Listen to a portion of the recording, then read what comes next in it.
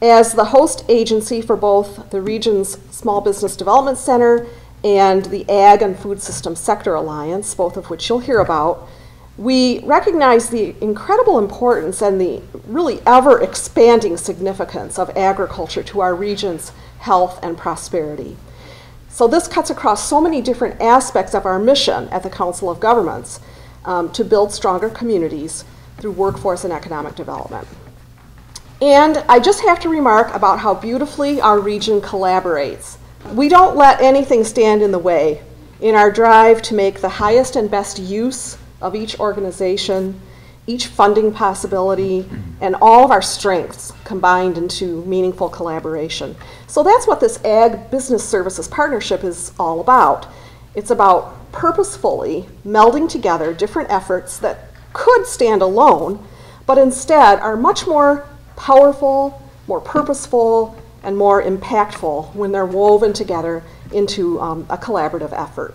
MSU Extension, of course, is the cooperative extension system for Michigan. We're part of Michigan State University, and we represent the university in trying to help translate any kind of information, knowledge, research into practice around the state. We do that in a lot of different areas. But a lot of our emphasis has been in food systems and trying to help energize, help support the development of very well integrated food systems around the state that reach not only global markets but also local markets, and to do so in a way that helps to enrich health and quality of life for people in Michigan.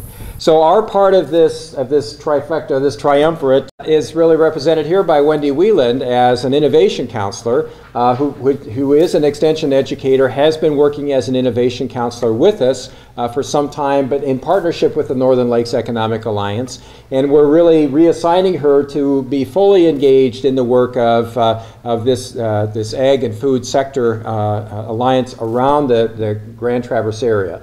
The kind of work that she does is really helping people who have an idea that they want to take to market, help to develop that product, help to give them some research background for that, and with regards to food safety, with regards to consumer interests, because ultimately they're the ones that we need to have buy this stuff. So we've got to make sure that it's attractive to consumers, that it's fitting a niche that maybe has some opportunity for growth in it, and so on.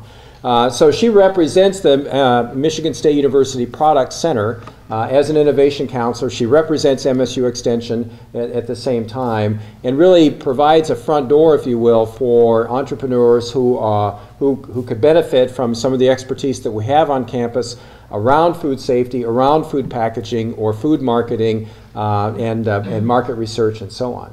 We provide three things to businesses of all industries. We do one-on-one counseling, we provide business training, and we also provide a dedicated market research team out of Grand Valley State University.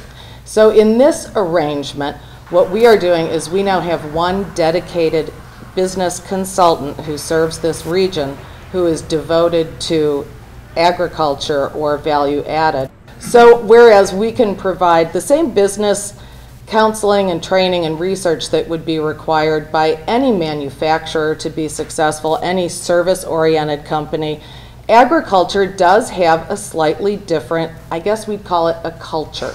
There's a different culture behind agriculture, and then when you move into the value added, into the food, which then kind of gets into hospitality, and there's so many fingers that kind of work off of value added ag. We have the counselors both in the ag specialty and those other specialties around the state that can assist in creating jobs and building capital formation in the state of Michigan around your industry. And I hope this will be a model for other regions around the state and the country to use the sources, or rather the resources, of the U.S. Small Business Administration, and in our case, the Michigan Economic Development Corporation.